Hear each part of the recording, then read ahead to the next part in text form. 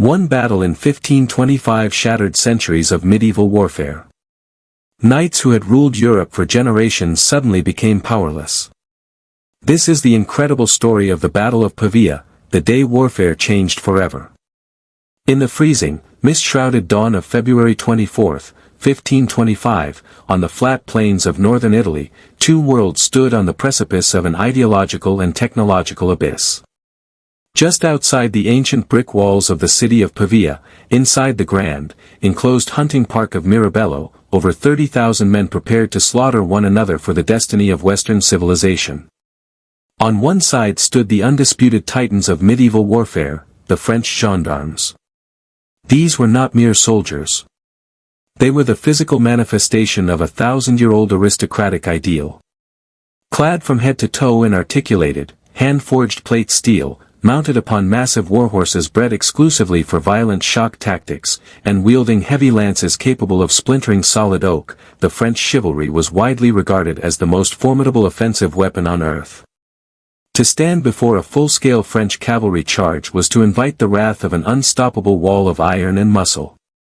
Yet, emerging through the swirling morning fog, kneeling silently in the mud and wet grass, was an army of a completely different nature. They were the imperial forces of the Holy Roman Empire and the Spanish Empire, serving the young, ambitious Emperor Charles V. Among their ranks were thousands of German mercenaries, the feared Landsknechts, carrying 18-foot wooden pikes, alongside ragged, cold Spanish infantrymen holding primitive, wooden-stocked iron fire. What those men were about to engage in was not merely another territorial dispute over the rich, fertile lands of the Italian peninsula. It was the definitive watershed moment in military history. Within 4 violent, chaotic hours, the centuries-old social hierarchy of feudal Europe, a system built upon the blood, prestige, and martial dominance of armored nobility, would be shattered into dust. The Battle of Pavia was not just a battle, it was the violent birth of modern warfare, the execution of chivalry, and the dawn of the gunpowder era. To understand how King Francis I of France found himself trapped in this muddy death trap outside Pavia, we must first look back at the grand chessboard of 16th-century Europe, a continent consumed by endless dynastic ambition, economic upheaval, and the terrifying onset of military revolution. Arms known as the matchlock arquebus. For over 5 centuries, the battlefield belonged exclusively to the armored knight. Under the feudal contract, land was granted by kings to noble vassals in exchange for military service. War was not the profession of the common man, it was the divine duty and exclusive privilege of the wealthy elite. A single suit of full-plate armor was a triumph of metallurgical engineering, custom-fitted to the wearer's exact dimensions, costing the equivalent of a modern luxury estate. By the early 1500s, the French crown had refined this feudal tradition into the ultimate standing heavy cavalry force, the companies d'ordonnance. The men who filled these ranks were known as gendarmes, literally men-at-arms. They were raised from the high nobility, trained from childhood in the brutal arts of horsemanship, swordplay, and lance combat. When a unit of gendarmes formed up on the battlefield, knee to knee, in a formation known as the N-Hay, they generated kinetic energy that no infantry formation in history had been able to withstand. Their armor, crafted by master armorers in Milan and Augsburg, was so refined that it could deflect heavy crossbow bolts, longbow arrows, and glancing sword thrusts with ease. The French monarchy believed unequivocally that the gendarme was invincible. Their entire strategic doctrine relied upon the overwhelming shock value of this heavy horse. King Francis I, crowned in 1515 at the age of 20, embodied this chivalric spirit completely. Tall, handsome, athletic, and fiercely competitive, Francis viewed himself as the living incarnation of King Arthur or Lancelot. He was a patron of the arts, inviting Leonardo da Vinci to France, but above all else, he was a warrior king driven by a thirst for martial glory. His obsession was Italy. The Italian peninsula during the Renaissance was not a unified nation-state, but a fractured mosaic of wealthy, competing city-states, Florence, Venice, Milan, Rome, and Naples. Italy was the economic engine and cultural heart of Western Europe, bursting with trade wealth, banking houses, and artistic genius. Whichever European dynasty controlled Italy would dominate the entire continent. In 1515, during his very first year on the throne, the young King Francis I marched a magnificent French army across the Alps and won a crushing victory over the Swiss mercenaries at the Battle of Marignano. It was a masterpiece of heavy cavalry shock tactics and field artillery coordination. At Marignano, Francis was personally knighted on the battlefield by the legendary French hero, the Chevalier de Bayard, the knight, without fear and without reproach. Francis was riding high on the pinnacle of chivalric triumph. But across the border, a massive geopolitical juggernaut was assembling, one that would threaten to encircle France and strip the Valois dynasty of its European supremacy. In 1519, the political landscape of Europe was forever altered by the election of a single ruler. Charles V, a young man from the House of Habsburg, inherited an unprecedented empire. Through a series of dynastic marriages, Charles became the ruler of Spain, the Netherlands, Austria, Naples, and the vast, newly discovered territories of the Americas. To top it all off, he was elected Holy Roman Emperor. For King Francis I in France, the rise of Charles V was a nightmare scenario.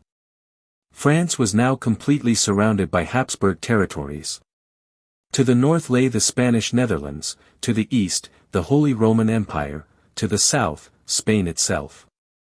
The Italian peninsula became the vital arena where these two behemoths would clash for European dominance. If Francis could hold northern Italy, specifically the Duchy of Milan, he could keep a wedge driven between Charles's German and Spanish possessions. If he lost Italy, France would be choked to death within the Habsburg vice. The diplomatic negotiations broke down instantly.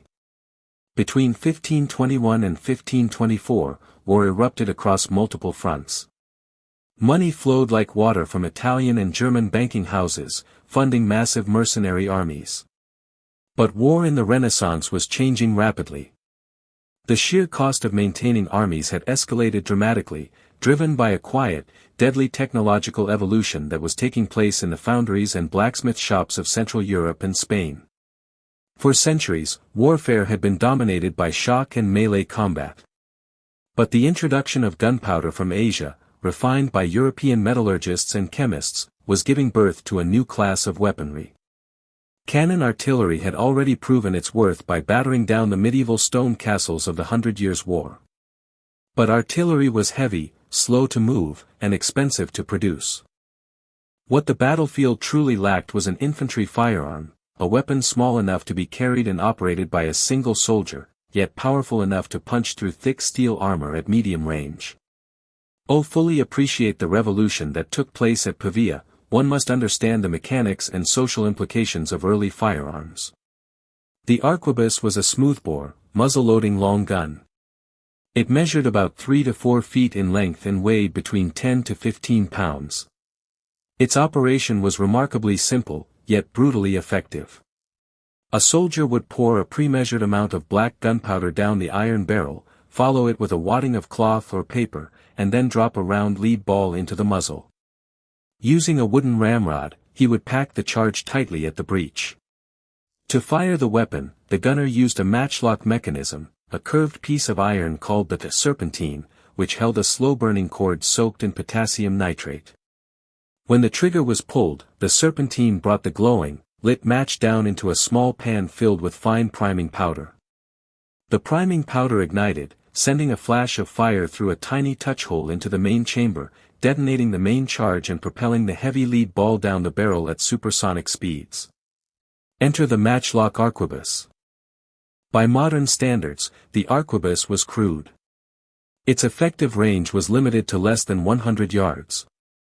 It produced dense clouds of foul-smelling white smoke that quickly obscured the gunner's vision. Reloading required up to 24 individual steps and took anywhere from 30 seconds to a full minute. Rain or high humidity could extinguish the slow match, rendering the weapon completely useless. So why was this crude iron tube so revolutionary? The answer lies in two critical factors: penetration power and democratization of lethality. A standard lead ball fired from an arquebus delivered immense kinetic energy upon impact. Unlike an arrow or a crossbow bolt, which relied on mechanical tension, gunpowder expanded with explosive chemical force. At 50 yards, an arquebus bullet could punch directly through a high-grade steel breastplate, crushing bone, tearing internal organs, and driving shattered armor fragments deep into the target's body. More importantly, the arquebus destroyed the traditional social hierarchy of war. To train an elite knight required 15 years of continuous physical conditioning, horsemanship, and martial discipline, funded by immense aristocratic wealth. To train an English longbowman required a lifetime of muscle development from childhood. In stark contrast, a illiterate peasant or a street mercenary could be trained to load, aim, and fire an arquebus in less than 2 weeks. Suddenly, a 50-cent lead ball fired by a peasant standing in a ditch could instantly kill a highborn duke who had spent his entire life mastering the art of war and wearing a fortune in plate armor. It was an appalling, terrifying, and deeply offensive prospect to the noble chivalry of Europe.